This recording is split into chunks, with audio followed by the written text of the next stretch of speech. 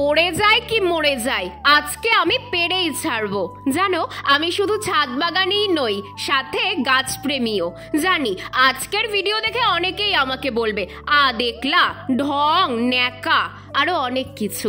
তাতে আমার কিচ্ছু যাবে আসবে না। গাছের প্রতি আমার যে অকৃত্রিম ভালোবাসা, সেটা আজীবন থাকবে। এবার আসল ঘটনা বলি। গাছ লাগাতে আমি ছোটবেলা থেকেই ভালোবাসি।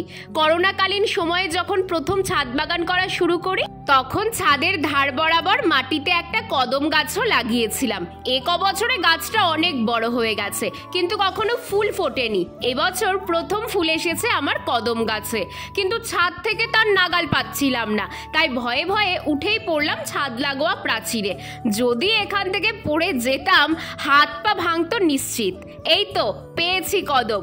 নিজের হাতে লাগানো গাছের ফুল ফল ছুঁয়ে দেখার মজাই আলাদা, সেটা সবাই বুঝবে না।